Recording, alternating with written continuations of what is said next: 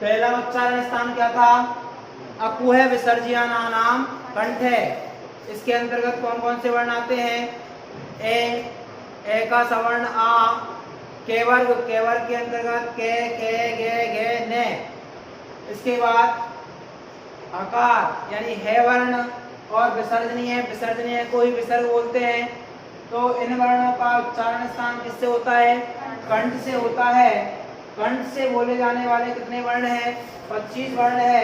इन 25 वर्णों को क्या कहा जाता है? कंठ्य वर्ण कहा जाता है। दूसरा सूत्र है हमारा, दूसरी पंक्ति है, इच्छु ऐसा नाम तालु। इच्छु ऐसा नाम तालु। कौन कौन से वर्ण आते हैं? ई, बड़ी ई का सवर्ण बड़ी ई है। चे वर्ग के अंतर्गत चे छे जय जय ने। इसके बाद यकार और सकार, इन वर्णों का उच्चारण स्थान किससे होता है? तालु से। तालु से बोले जाने वाले कितने वर्ण हैं? 25 वर्ण है। ई के 18 भेद, 5 वर्ण चे वर्ग के अंतर्गत और यह के 2 भेद और एक सकार। इनको किससे बोला जाता है? तालु से बोला जाता है। इसीलिए इन वर्णों को क्या कहा जाता है? तालव्य वर्ण कहा जाता है। अगली पंक्ति है हमारी, ऋतु रसाणाम मूर्धा। कौन कौन से वर्ण आते हैं? री, बड़ी री। टेवर के अंतर्गत टे ढे ढे ढे ने। इसके बाद रकार और सकार, इन वर्णों का उच्चारण स्थान क्या है? मूर्धा है। इसीलिए इन वर्णों को मूर्धन्य वर्ण कहा जाता है। अगला देखिए,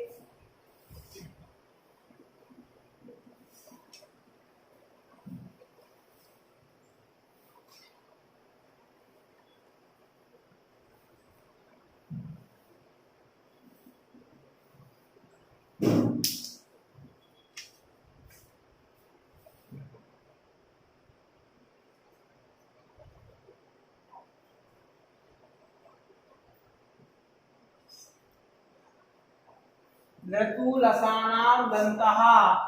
देखिए कौन कौन से वर्ण है? नरी, ते वर्ग के अंतर्गत कौन कौन से आते हैं? ते थे दे धे ने। इसके बाद ले, इसके बाद से। इन वर्णों का उच्चारण स्थान क्या है? क्या है? दंतः। क्या है इन वर्णों का उच्चारण स्थान? दंतः। देखिए मेरी के कितने भेद माने थे? मेरी के कितने भेद माने थे?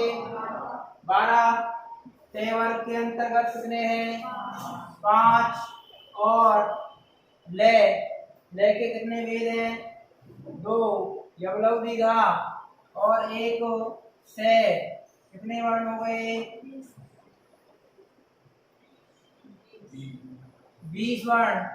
इन 20 वर्णों को किससे बोला जाता है?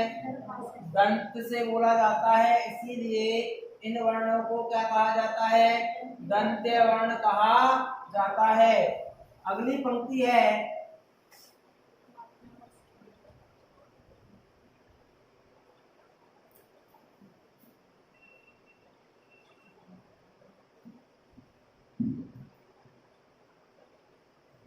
उपधमानीय नाम कोष्ठौ। देखिए यहाँ पर बड़ी ऊ की मात्रा आई है, सभी में छोटे ऊ की मात्रा थी, बड़े ऊ की को आई है क्योंकि यहाँ पर संधि हुई है। उपु प्लस उपधमानीय, उपु प्लस उपधमानीय। ऊ है, ऊ के बाद में ऊ आता है तो क्या हो जाता है? बड़ा ऊ हो जाता है। और यहाँ पर ये पेवर्ग ही है। पेवर्ग में उपधमानीय यानी कि कौन कौन से वर्ण हो गए? देखिए ऊ के साथ में बड़ा ऊ इसका सवर्ण और पेवर्ग के अंतर्गत कौन कौन से वर्ण आते हैं? पे फे बे बे में। 5 वर्ण ये हो गए। इसके बाद में उपधमानीय वर्ण कौन से होते हैं? कौन से होते हैं? पे और फे। इनसे पहले क्या हो? अर्ध विसर्ग। इनसे पहले क्या हो, अर्ध विसर्ग, इन दो वर्णों से पहले अर्ध विसर्ग होगा तो वो वर्ण क्या कहलाएंगे, दोनों उपधमानीय वर्ण कहलाएंगे। तो यहाँ पर देखिए इन वर्णों का उच्चारण स्थान क्या है, ओष्ठौ, इसीलिए इन वर्णों को क्या कहा जाता है, ओष्ठ वर्ण कहा जाता है। तो देखिए ऊ बड़ा ऊ पे वर्ग, पे वर्ग में पे पे वे वे में, ठीक है, कितने वर्ण हो गए, ऊ के कितने थे 18, पे वर्ग के अंतर्गत कितने आए 5 और उपधमानीय 1।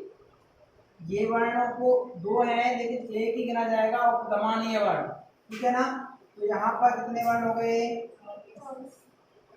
24। इन 24 वर्णों को किससे बोला जाता है, ओष्ठ से बोला जाता है। इसके बाद अगला या उच्चारण स्थान क्या है हमारा, अगला नासिका। और नासिका से बोले जाने वाले वर्ण देखिए कौन कौन से हैं, नम गमनानाम नासिका छे,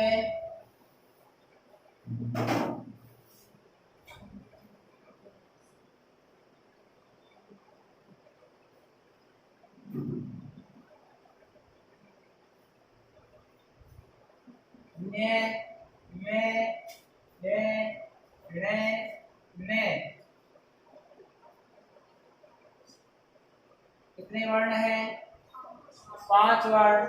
इन 5 वर्णों को किससे बोला जाता है, नासिका से बोला जाता है।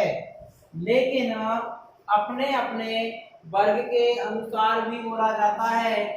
जैसे न है तो न को किससे बोला जाता है, नाम तालु से बोला जाता है और नासिका से भी बोला जाता है। ने वर्ण को तालु से और नासिका से दोनों से बोला जाता है। मैं को ओष्ठ से और नासिका से, इसी प्रकार मैं को कंठ से और नासिका से, इसी प्रकार न को मूर्धा से और नासिका से, न को दंता से और नासिका से। इन वर्णों के उच्चारण स्थान क्या है, 2 है। यानी कि इन वर्णों को नासिका से बोला जाता है और अपने अपने वर्ग के अनुसार भी बोला जाता है। अपने अपने वर्ग से, जैसे इसको न को तालु से बोला जाता है, न को ओष्ठ से बोला जाता है, न को कंठ से बोला जाता है, न को मूर्धा से बोला जाता है, न को दंता से बोला जाता है और नासिक वर्ण है ये, ठीक है। इसके बाद आता है अगला जिह्वामूलयश्च जिह्वामूलम। अगला है अगली पंक्ति जिह्वामूलयश्च जिह्वामूलम।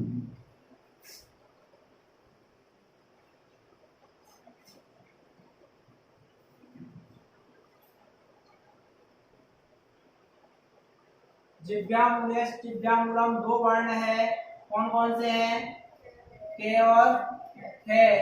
इन 2 वर्णों से पहले क्या हो, अर्ध विसर्ग हो तो इन वर्णों को क्या कहा जाता है, जिह्वामूल।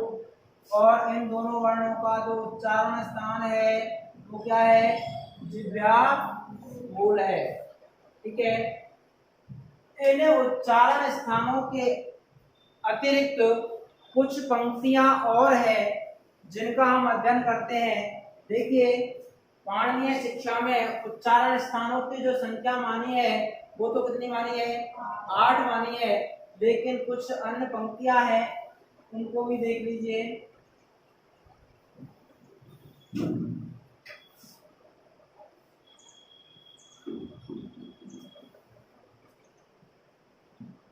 एक है तो कंठ तालु, एक ऐत, एत में ए, ऐत में ऐ। इन दो वर्णों का उच्चारण स्थान क्या है? कंठ तालु है। देखिए ए जो बना है किससे मिलकर बना है? ए और ई से। ए और ई से मिलकर क्या बना है? ए बना है। तो यहाँ पर ए को किससे बोला जाता है? कंठ से बोला जाता है। और ई को किससे बोला जाता है? तालु से बोला जाता है। दोनों को मिला दिया, यानी ए को और ई को मिलाया तो ए बना, और कंठ को और तालु को मिला दिया तो इसका उच्चारण स्थान क्या हो जाएगा? कंठ तालु हो जाएगा। तो ए का और ऐ का दोनों का उच्चारण स्थान क्या है? कंठ तालु। अगला है ओदौतो कंठोष्ठम।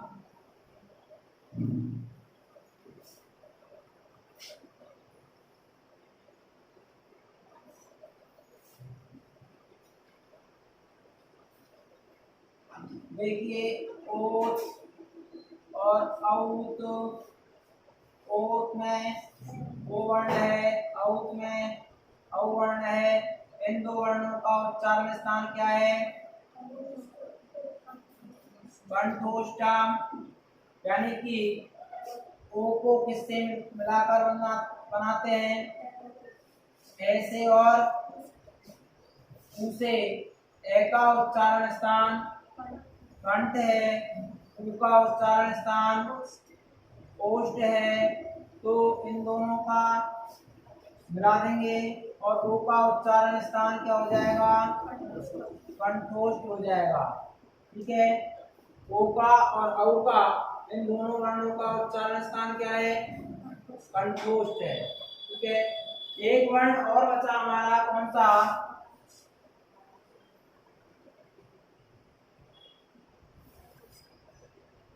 बकारस्य दंतोष्ठम। वह जो वर्ण है, ये इसके कितने भेद माने हैं? दो भेद माने हैं, एक अनुनासिक और एक अनअनुनासिक। दो भेद है इसके, और दोनों को किससे बोला जाता है? दंत प्लस ओष्ठ, दंतोष्ठ से बोला जाता है। कौन सा वर्ण? व वर्ण। अगली पंक्ति है अनुस्वारस्य नासिका। अनुस्वार का उच्चारण स्थान किससे होता है? नासिका से होता है। उच्चारण किससे होता है? अनुस्वार का नासिका से होता है। तो देखिए ये 11 पंक्तियां थी। इन 11 पंक्तियों का हमने अध्ययन किया और सभी वर्णों का उच्चारण स्थान हमने देख लिया। तो देखिए जो वर्ण है नासिका से बोले जाने वाले कौन कौन से हैं? वर्ग का पंचम वर्ण और अनुस्वार किससे बोला जाता है? नासिका से बोला जाता है। तो देखिए हमारे ऐसे कितने वर्ण हैं जिनके दो उच्चारण स्थान है? ऐसे कितने वर्ण हैं जिनके दो उच्चारण स्थान है? कौन कौन से हैं वो वर्ण? ऐसे 10 वर्ण है जिनके दो उच्चारण स्थान है। कौन कौन से हैं? देखिए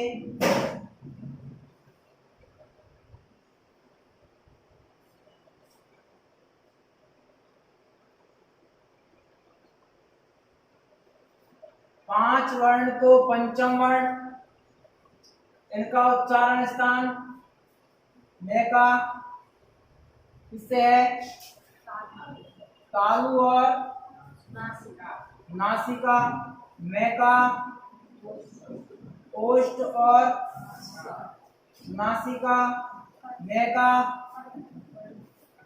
कंठ और नासिका। में का कंठ मूर्धा और नासिका। में का दंता और नासिका। 5 वर्ण तो ये है जिनके दो दो उच्चारण स्थान है। इसके दो उच्चारण स्थान हुए तालु और नासिका, इसके भी दो हुए ओष्ठ और नासिका, इसके भी दो हुए कंठ और नासिका, इसके भी दो हुए मूर्धा और नासिका, इसके भी दो हुए दंता और नासिका। ठीक है। और कौन कौन से वर्ण हैं जिनके उच्चारण स्थान दो है? देखिए, ए, आई, ओ, औ, वे।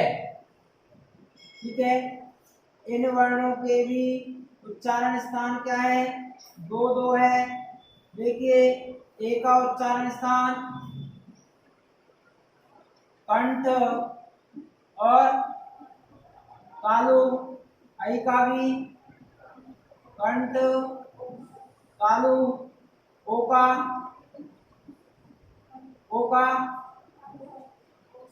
अरे ए का कंठ तालु तो ओ का कंठोष्ठ, औ का और वे का। तो कहने का मतलब क्या हुआ? 10 वर्ण ऐसे हैं जिनके उच्चारण स्थान दो हैं। तो पाणिनीय शिक्षा अनुसार वर्णों की संख्या 63 या 64 और माहेश्वरी सूत्रों के अनुसार वर्णों की संख्या कितनी मानी हमने? 42 मानी। 42 में से 10 वर्ण ये गए आपके जिनके उच्चारण स्थान दो है। बचे कितने वर्ण? 32 वर्ण। 32 वर्ण प्लस अयोगवाहा, इन वर्णों का उच्चारण स्थान एक से ही होता है। एक ही उच्चारण स्थान है इन वर्णों का। कौन कौन से वर्णों का? 32 वर्ण प्लस अयोगवाहा। 10 वर्ण तो ऐसे हैं जिनके उच्चारण स्थान दो होते हैं और 32 प्लस अयोगवाहा ऐसे वर्ण है जिनका उच्चारण स्थान एक ही है। ठीक है। तो देखिए,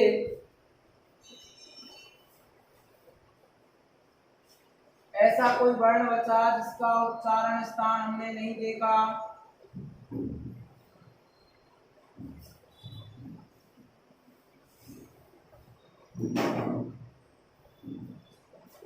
अगली पंक्ति है आपकी यम वर्ण। क्या है? यम वर्ण। और यम वर्ण किसे कहा जाता है? कितने होते हैं यम वर्ण? 4 होते हैं। के, गे, घे। इन 4 वर्णों को यम वर्ण कहा जाता है। देखिए, यम को पहचानने का तरीका हमने पिछली कक्षा में बताया था। आपको क्या बताया था? वर्ग का पहला, दूसरा, तीसरा, चौथा, वर्णों के बाद में वर्ग का पहला, दूसरा, तीसरा, चौथा रिपीटेड हो, यानी कि यही वर्ण दोबारा से आए। और इसके बाद में वर्ग का पंचम वर्ण कोई सा भी हो। ये वर्ग का पंचम वर्ण तो कोई सा भी हो, यानी कि पहला, दूसरा, तीसरा और चौथा, इन वर्णों के बाद में पहला, दूसरा, तीसरा, चौथा वर्ण आए और उसके बाद में वर्ग का पंचम वर्ण आता है, तो जो द्वितीय वर्ण आता है रिपीटेड वाला, वो वर्ण क्या कहलाएगा? आपका यम वर्ण कहलाएगा। जैसे हमने उदाहरण दिया था,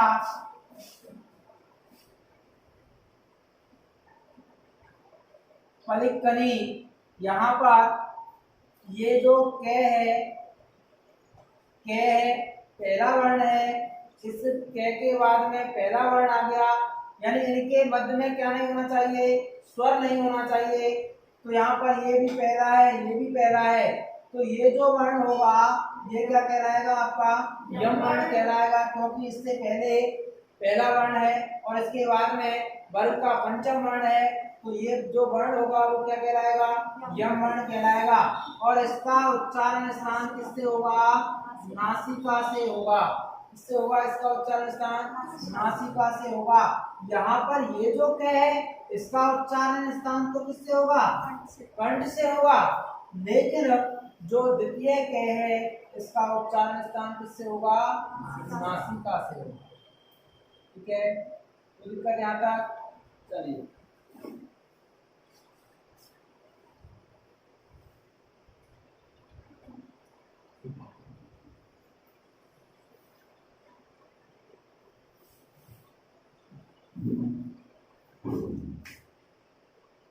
विसर्ग की बात कर ले। विसर्ग का उच्चारण स्थान क्या है? क्या है विसर्ग का उच्चारण स्थान? कंठ है। विसर्ग का उच्चारण स्थान आपसे पूछा जाए तो क्या है? कंठ। विसर्ग और अर्धविसर्ग, विसर्ग और अर्धविसर्ग। अर्धविसर्ग का उच्चारण स्थान क्या है? जिह्वामूल बना तो जिह्वामूल, और अगर उपधमानीय वर्ण आए तो क्या हो जाएगा? ओष्ठ हो जाएगा। तो यहाँ पर देखें, किसी शब्द के बाद में विसर्ग लगे, देखिए यहाँ पर राम है, राम है, इस राम है के बाद में क्या लग रहा है? विसर्ग है। अब यहाँ पर ध्वनि किसकी आ रही है? ए है। किसकी आ रही है? ए है। हरी, यहाँ पर ध्वनि किसकी आ रही है? इही। किसकी आ रही है? इही। भानु, उहु।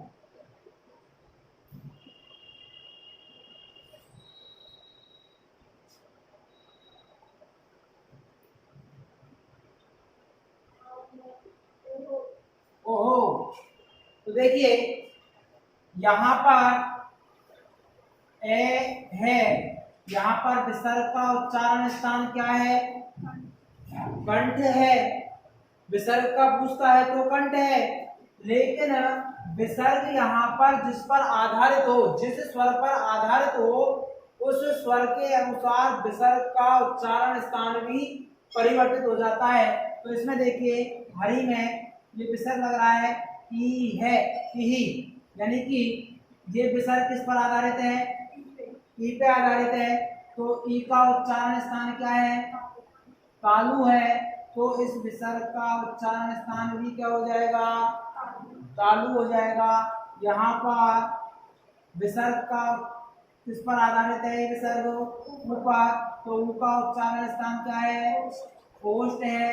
तो इस विसर्ग का उच्चारण स्थान भी क्या हो जाएगा? ओष्ठ हो जाएगा। यहाँ पर ओ का उच्चारण स्थान क्या है? कंठोष्ठ है। तो इस विसर्ग का उच्चारण स्थान भी क्या हो जाएगा? कंठोष्ठ ही हो जाएगा। कहने का तात्पर्य, किसी शब्द में लगा हुआ विसर्ग हो और आपसे पूछा जाए हरि इत्यत्र पदे विसर्गस्य उच्चारण स्थानम भवति, हरि में जो विसर्ग लग रहा है इसका उच्चारण स्थान क्या है? तो यहाँ पर ये विसर्ग जिस स्वर पर आधारित हो, मैंने कहा था आपसे पिछली कक्षा में कि विसर्ग जो लगा होगा वो किसके बाद में लगा होगा? हमेशा किसके बाद में लगा होगा? हमेशा स्वरों के बाद में ही लगा होता है। ठीक है, जैसे हम देखें राम है पठती, ठीक है, ये अर्धविसर्ग लग रहा है। इसके बाद लग रहा है अर्धविसर्ग राम पट्टी, ये कह दिया।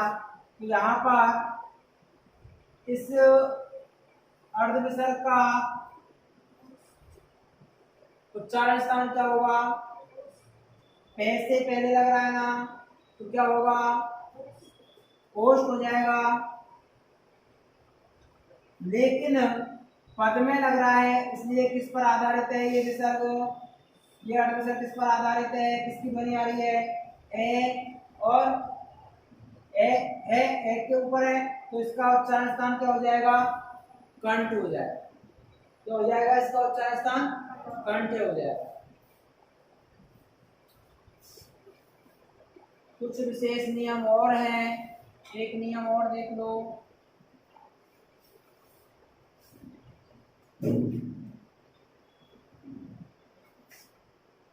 है वर्ण के बाद में अंतस्थ वर्ण हो या वर्ग का पंचम वर्ण हो, है वर्ण के बाद में अंतस्थ व्यंजन हो या वर्ग का पंचम वर्ण अगर आता है तो है का उच्चारण स्थान भी परिवर्तित हो जाएगा। है का उच्चारण स्थान क्या है? कंठ है। लेकिन अगर माना कि आपसे कह दिया जाए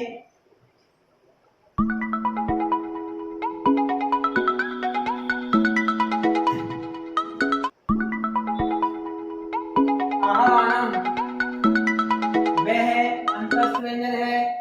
अंतस्थ से पहले क्या लग रहा है? है लग रहा है। है का उच्चारण स्थान क्या होता है? कंठ होता है। लेकिन अंतस्थ से पहले लगने के कारण दोनों वर्णों का उच्चारण स्थान उरस से होगा। किससे होगा? उरस से। सीधे सीधे कहां से बोले जाएंगे ये वर्ण? उरस से, हृदय से बोले जाएंगे ये वर्ण। जैसे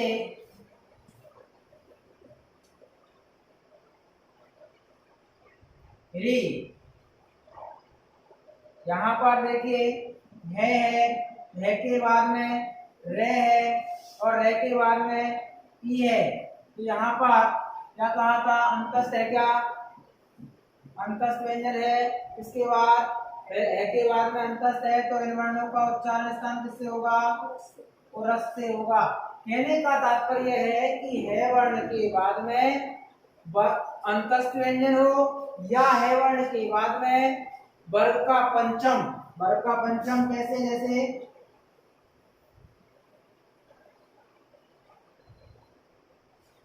ब्राह्मण है के बाद में वर्ग का पंचम है क्या? है। तो यहाँ पर इनका उच्चारण स्थान क्या होगा? उरस होगा।